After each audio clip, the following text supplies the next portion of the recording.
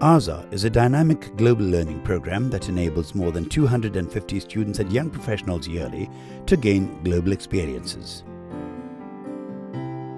It supports young and dedicated people to expand their skills and to contribute to sustainable global development. The scholars are working with over 100 different partner organizations in more than 50 countries to find unusual solutions in various tasks. The ASA program offers a learning cycle consisting of training seminars, a practical phase and a follow-up phase including global learning activities. During the practical phase, a team of 2 to 4 participants take part in a development project for 3 months.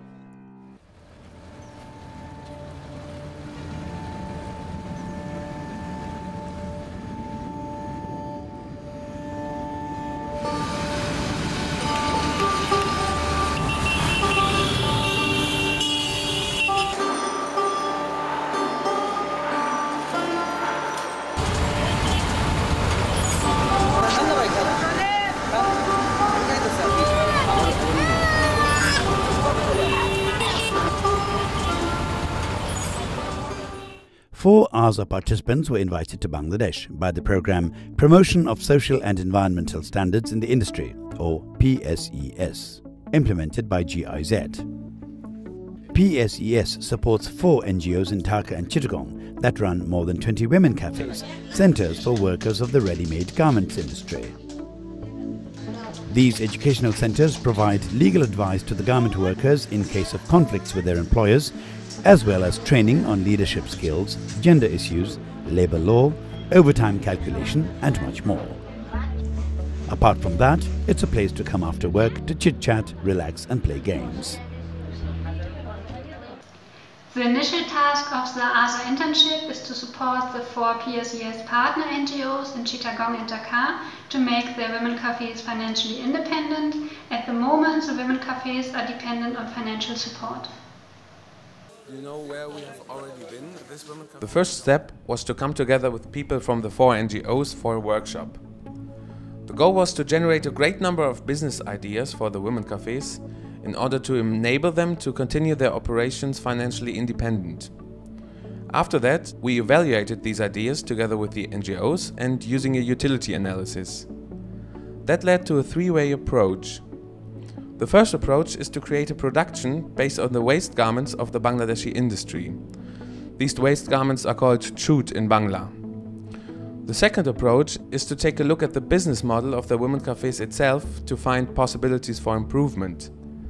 And the third approach is to multi-use the women cafe premises by creating daycare centers for workers' children. During the jute project we managed different kinds of cooperations. One cooperation is together with the German fashion school JAK in Hamburg. They developing a concept for waste garments fashion collection. For the waste garments project, it was important to find jute, the material for the recycled product, and this is the basis for the steps that follow. Today we went to the jute party in Ghazipur. It's kind of far outside of Dhaka. It was a long ride over here. I collected a variety of jute in different sizes. We talked about the quantity we tried to get and we talked about the price as well. I was kind of amazed that there's so many availability over here.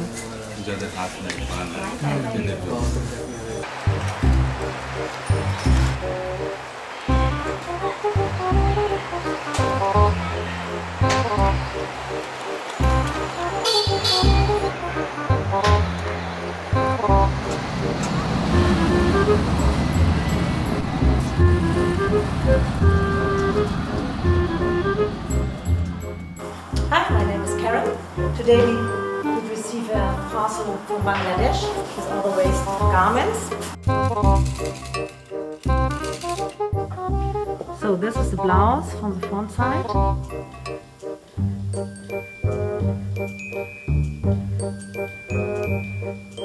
Now, this is the back side.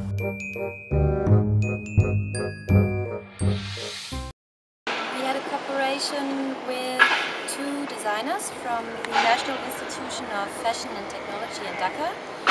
These two designers supplied the waist garments, mostly knitwear, to sew baby kilts for the daycare center opening. We also had a look at the basic business model of how the women cafes work. We had a look at the cost side and about how the trainings of the workers are organized.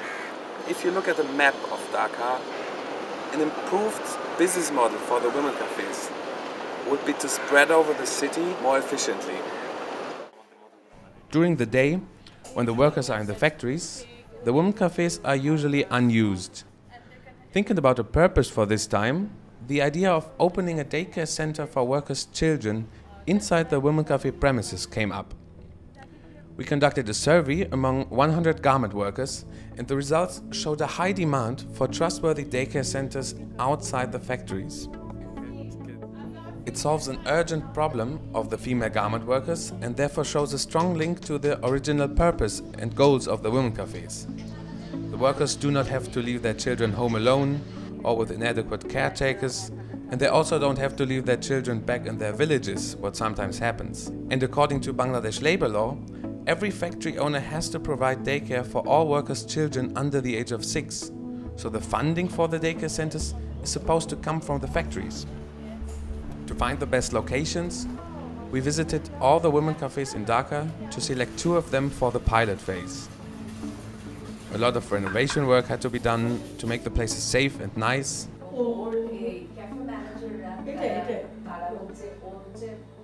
And in March 2014 we could finally open the first 2 daycare centers. And I'm very happy that we have here on this table also a tripartite delegation today.